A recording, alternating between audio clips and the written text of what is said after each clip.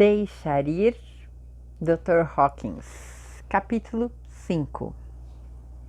Tristeza. Tristeza é uma experiência comum para todos nós.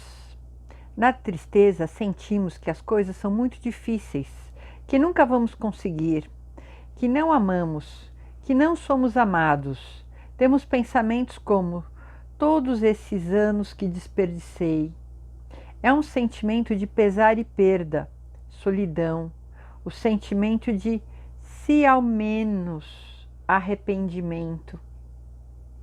Sentimentos de abandono, dor, desamparo, desesperança, nostalgia, melancolia, depressão, saudade, perda irrecuperável,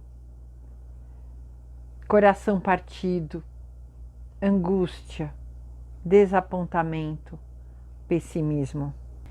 A tristeza pode ser desencadeada pela perda de um sistema de crenças, perda de um relacionamento, perda de uma capacidade ou função, perda de uma esperança sobre nós, ou mesmo uma atitude geral para com nossa vida, circunstâncias externas ou instituições. É esse sentimento: eu nunca vou superar isso, é muito difícil. Eu tentei, mas nada ajuda. Há um sentimento de vulnerabilidade para a dor e sofrimento.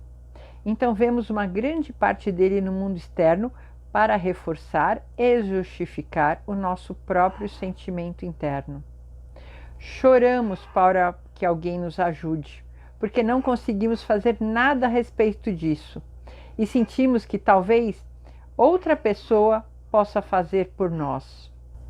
É oposto à apatia, em que o sentimento é que ninguém pode nos ajudar.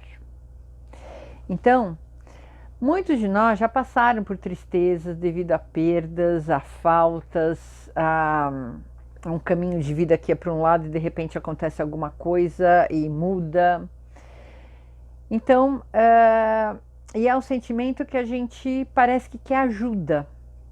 Ai, eu preciso achar alguém para me ajudar, porque sozinho eu não dou conta. Permitindo a tristeza. A maioria de nós carrega uma grande quantidade de tristeza reprimida. Especialmente os homens são propensos a esconder esse sentimento em particular, visto que ele é considerado como viril e chorar não é uma atitude masculina. A maioria das pessoas tem medo da quantidade de tristeza que elas suprimiram. Estão aterrorizadas pelo fato de que vão ser inundadas e sobrecarregadas por isso. Então, lembra aquele tanque que a gente vai jogando coisa lá para o inconsciente? Quanta tristeza tem lá! E as pessoas morrem de medo de abrir a torneirinha desse tanque e não saber lidar com tudo isso. Se eu começar a chorar, é provável que eu nunca pare. Existe muita tristeza no mundo, tristeza na minha vida, tristeza na minha família e nos amigos. Há as tragédias não ditas da vida. A tristeza reprimida é responsável por muitas condições psicossomáticas e queixas relacionadas à saúde. Então, toda essa tristeza que você reprime acaba somatizando no teu corpo. Em vez de suprimir o sentimento, se é permitido que ele seja liberado e rendido, nós podemos rapidamente pular da tristeza para a aceitação. Lembra do gráfico? Tristeza está aqui, aceitação é o próximo. A persistência de um sentimento é causada pela resistência de permitir que ele seja rendido. E muitas vezes, não, eu não quero ver isso, eu não vou olhar para isso. Isso é resistir. Uma vez que aceitamos o fato de que podemos lidar com a tristeza, nós já nos orgulhamos. Os sentimentos de eu consigo fazer isso, eu consigo lidar com isso, nos leva à coragem.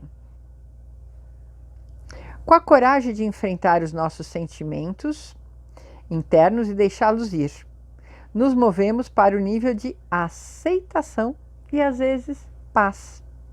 Quando deixamos ir muita tristeza que guardamos por anos, nossos amigos e familiares vão perceber uma mudança na nossa expressão facial. Nossa caminhada vai ser mais leve e vamos parecer mais jovens. Então, lembra como que a gente viu no capítulo anterior? Então, a gente sai de um nível e vai subindo e mudando de sentimento etapa por etapa. A tristeza é limitada pelo tempo. Este fato nos dá coragem e disposição para enfrentá-la. Sabe quando que a gente diz, o tempo resolve? E a gente realmente precisa um pouco do tempo para resolver essa questão da tristeza. Se não resistirmos ao sentimento da tristeza e nos rendermos totalmente a ela, ela vai durar cerca de 10 a 20 minutos.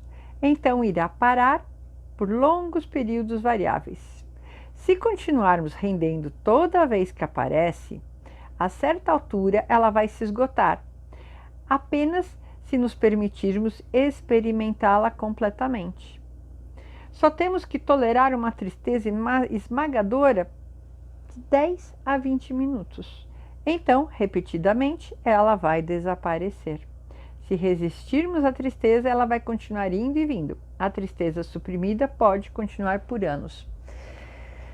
Então, a tristeza, se você convida e permite que a tristeza venha, e você vivencia, muitas vezes você pega e chora. Você está triste, às vezes você não sabe nem por quê. Para, senta e chora. E mesmo você que é homem, se permita chorar. Já não tem mais essa coisa, homem não chora. Pode chorar sim. E aí você põe para fora. Lembra que um dos mecanismos é colocar para fora?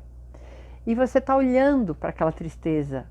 Porque muitas coisas na vida realmente causam tristeza sim. E isso é verdadeiro. Você não está fazendo de mentirinha, você está sentindo triste, vivencia a tristeza. Sente ela, da maneira como você puder senti-la. Ela vai desaparecer entre 10 a 20 minutos. E toda vez que ela aparece, vou olhar para ela. E ela vai se rendendo, ela vai saindo, você vai deixando ir essa tristeza. Ao encarar a tristeza, muitas vezes precisamos reconhecer e deixar ir a nossa vergonha e constrangimento sobre ter o sentimento em primeiro lugar. Muitas vezes a gente tem vergonha, né? Principalmente para os homens. Temos que entregar o nosso medo do sentimento e o nosso medo de ser inundado e sobrecarregado por ele. Ajuda-nos a perceber que deixar ir a resistência do sentimento nos move rapidamente através dele. Tradicionalmente, as mulheres têm dito, por sabedoria e experiência própria, um bom choro faz eu me sentir melhor. Quando você chora, você alivia. Fora todos os neurotransmissores que são soltos, tudo as endorfinas que vêm e você realmente se sente melhor. Muitos homens se surpreenderam quando aprenderam a verdade contida nisso. Eu segurava muito meu sentimento. Eu segurava, eu tenho que ser forte, eu tenho que dar conta do recado. Mas isso não me fazia bem. Isso começava a me dar tensão, começava a dar dor de cabeça, dar problema no estômago, no intestino. Então, na hora que eu aprendi que é melhor, olha e solta, nossa, tudo começou a fluir muito mais fácil e eu fiquei muito mais verdadeira também com as outras pessoas. Porque todo mundo tem tristeza, gente. Não precisa ter vergonha de soltar tristeza, porque todos têm. Até aquela pessoa mais durona, imagina assim, mesmo assim um CEO de uma empresa, tudo, tem tristeza. E às vezes até muito maiores do que as outras pessoas. De tanta responsabilidade, coisas que acontecem, decisões que tem que tomar. Então, não é porque a pessoa está lá em cima que ela tem que ser toda durona e suportar. Deixa sair. se permite. Senta, chora, se permite de repente, não, sozinho não consigo. Ou vai para um terapeuta, chora numa sessão. Nossa, o alívio é incrível. É toda uma carga de energia, consegue sair para fora. Vivencialmente houve um surpreendente e quase imediato alívio de uma enxaqueca, assim que se permitiu aparecer a tristeza sobre uma situação passada. Conforme a tristeza surgiu, foi dada a sentença: homem não chora. Depois de deixar ir o orgulho masculino, quanto ao choro, surgiu o medo de que nunca pararia, assim que foi permitido a começar. Assim que o medo foi embora, veio a raiva da sociedade que forçou o homem a suprimir sentimentos, e a raiva da noção de que o homem nem sequer deveria ter sentimentos. Com a rendição da raiva, o nível da coragem foi alcançado e a necessidade de chorar pôde ser permitida. Não apenas aliviou a enxaqueca, como quanto a chuva de soluços diminuiu. Uma paz profunda se estabeleceu, dali em diante o assunto não precisou mais ser evitado. Uma vez que o homem deixa a tristeza emergir e se livra totalmente dessa energia suprimida, ele está em paz. Sua própria visão e sua masculinidade muda. Ele percebe que a masculinidade agora está mais completa. Ele continua sendo o mesmo homem, mas agora ele também pode estar em contato e lidar com seus próprios sentimentos. E que mulher que não gosta de um homem que tem sentimentos, tem sensibilidade e demonstra? Ó, a gente gosta disso sim. Consequentemente, ele é mais adequado, mais capaz, mais equilibrado, mais compreensivo, mais maduro, mais capaz de se relacionar e entender os outros, mais compassivo e mais amoroso. Então, homem, se permita. A base psicológica de toda tristeza e luto é o apego. Vou ler de novo. A base psicológica de toda tristeza e luto é o apego. Apego e a dependência ocorrem porque nos sentimos incompletos em nós mesmos. Então a gente quer se agarrar, controlar, quer ter. E na hora que a gente perde, aí a gente sente essa tristeza, esse luto da perda. E aí vem a famosa tristeza. E na realidade, esse apego e dependência ocorre porque nos sentimos incompletos em nós mesmos. Portanto, buscamos objetos, pessoas, relacionamentos, lugares, conceitos para suprir a nossa necessidade interior. Então a gente arranja um monte de coisa externa que vai vir para dentro me trazer a felicidade e assim eu nunca mais vou sentir tristeza. Mas isso é uma grande mentira. Não são as coisas externas que vão te completar, mas você mesmo. Por serem usados inconscientemente para suprir uma necessidade interior, passam a ser identificados todas essas coisas externas como os meus, minhas coisas. Olha o apego aí. E eu falo, não é apego, chega a ser agarramento. Quanto mais energia gasta sobre eles, ocorre uma transição de se identificar com o objeto externo como meu, para começar a ser uma extensão atual de mim. Então você começa a achar que isso é você. A perda desse objeto ou pessoa é vivenciado como uma perda do nosso próprio ser e uma parte importante da nossa economia emocional. A perda é vivenciada como uma diminuição da qualidade de nós mesmos, que o objeto ou pessoa representava.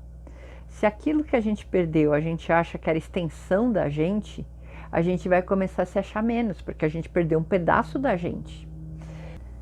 Vocês já ouviram histórias e provavelmente conheceram casais que um deles faleceu. E eles eram tão apegados que a pessoa que ficou, parece que a vida dela acabou. Ela perdeu um pedaço dela. Ela achou que era parte dela, o marido ou a esposa. E até começa a somatizar e falece logo em seguida. Por essa tristeza, por essa identificação que o outro era a parte dela. Mas, gente, o outro não é parte de você. Nenhum relacionamento, nenhuma coisa externa é parte de você. Isso, vocês estão se identificando porque vocês não estão se suprindo. Importante aí.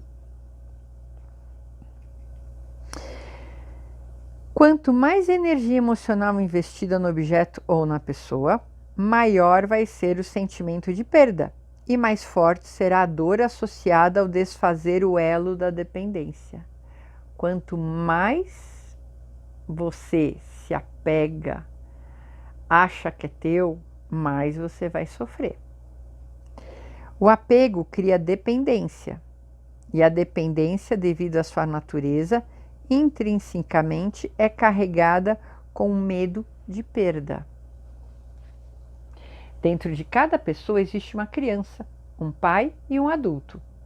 Quando a tristeza surge, é recompensador perguntar: dentro de mim é a criança, o pai ou o adulto que é a fonte desse sentimento?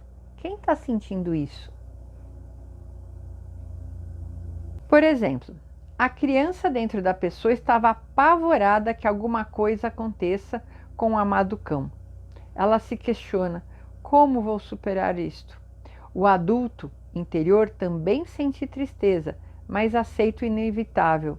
O garotinho ou o cachorrinho não é imortal. O adulto em nós, com pesar, aceita a impermanência que é a realidade da vida. Nós aceitamos que a nossa juventude não é permanente, que muitos relacionamentos amorosos não são para a vida toda e que o nosso cão vai morrer um dia. Então você viu? A criança tem um sentimento, o pai tem outro sentimento e o adulto tem outro. E nós temos essas três instâncias dentro de nós.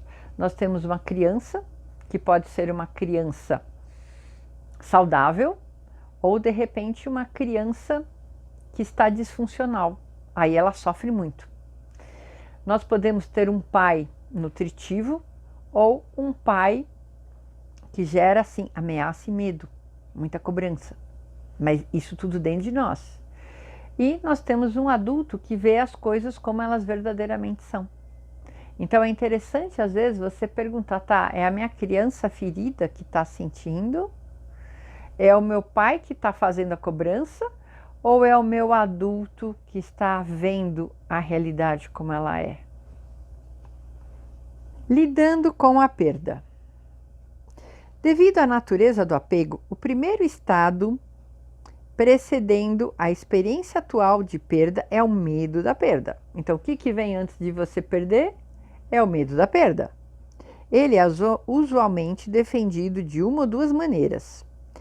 É aumentar a intensidade do apego por tentativa cada vez mais persistente para fortalecer os laços.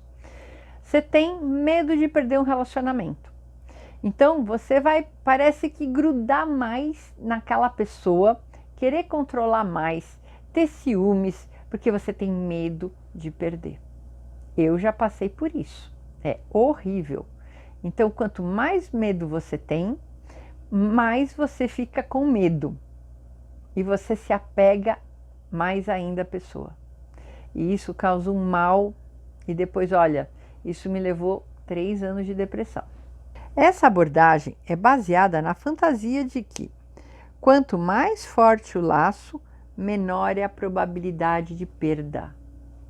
Quanto mais a gente se une à pessoa, parece que, não, a pessoa me ama, eu vou estar junto com ela para sempre. Não, vamos casar, porque assim a gente garante. Não, vamos ter um filho junto, porque aí nunca a gente vai se separar. E não é bem assim que acontece a vida. Muitas vezes as separações, apesar de tudo isso. E separação é uma das grandes perdas que a gente passa. Entretanto, essa é a própria manobra que muitas vezes precipita a perda de um relacionamento. Na hora que você começa a se apegar a essa pessoa por medo, aí você começa a acabar com o teu relacionamento. Então, gente, começou a vir esse medinho de perda, vai para uma terapia, peça ajuda. Porque a melhor maneira de acabar com o relacionamento é essa. Se você quer manter esse relacionamento, vai olhar para isso e trabalhar isso. E essa pessoa que está sofrendo esse apego que você está tendo por medo de perder ela, essa pessoa começa a se sentir sufocada e quer cair fora do relacionamento. Ela não aguenta. É muito controle, é muita pressão que a pessoa sente. O medo da perda, na realidade, é o que vai causar a perda de um relacionamento. A segunda maneira de lidar com o medo da perda é pelo mecanismo psicológico da negação. Em linguagem comum, de enterrar a cabeça no chão. Não quero ver. Vemos isso ao nosso redor todos os dias, em várias formas de recusa a enfrentar o inevitável. Todos os avisos estão lá. A pessoa não fica atenta. A gente sabe, quando que parece que aquela vozinha interior fala, e a gente, não é nada disso. Logo, o homem que estava, obviamente, em um processo de perder o emprego, tende a não perceber. Os cônjuges de um casamento que está indo por água abaixo não tomam medidas corretivas. A pessoa com uma doença séria ignora os sintomas e evita a atenção médica. Os políticos falharam ao olhar para os problemas sociais com esperança que irão embora. Países inteiros estão cegos aos estados precários da existência. Exemplo, o ataque de 11 de setembro lá dos Estados Unidos. O motorista ignora o sinal de advertência de um motor pifando. Todos nós experimentamos o arrependimento de que não demos atenção aos sinais de aviso à frente. E a gente sabe, a gente é avisado, a gente sente uma intuição, fala, isso é coisa da minha cabeça, não vou olhar para isso. Mas se você não olha, a coisa se dá muito mal. E aí você perde, e aí não tem mais o que fazer. E você depois vai ficar se lamentando, vai jogar aquela perda, vai jogar aquele sentimento lá para o teu container, aqui o teu tambor que armazena todos esses sentimentos que você não quer lidar. Para lidar com o medo da perda, temos que olhar para que finalidade aquela pessoa ou objeto externo serve em nossa vida. Que necessidade emocional essa pessoa ou esse objeto está suprindo na minha vida? Quais emoções surgiriam se fôssemos perder esse objeto ou pessoa? A perda pode ser antecipada e podemos lidar com os vários medos associados com a sensação de perda, por desassimilá-los aos complexos emocionais que eles representam, deixando ir os sentimentos individuais que compõem um complexo emocional. Lembra que eu falei dos complexos emocionais no outro vídeo? Que é vários sentimentos juntos que a gente pode ir separando um por vez, um lado de cada sentimento, cada faceta desse sentimento, e aí fica muito mais leve deixar ir. Então começar a perguntar, essa pessoa representa o que na minha vida? Se eu perder ela, como que eu vou sentir? Esse emprego representa o que na minha vida? Se eu perder, o que eu vou sentir? E começar a trabalhar isso, e começar a perceber, nossa, como é que eu vou lidar com isso? E aí você começa a ficar até imune ao sentimento, se você sabe lidar com ele antecipadamente.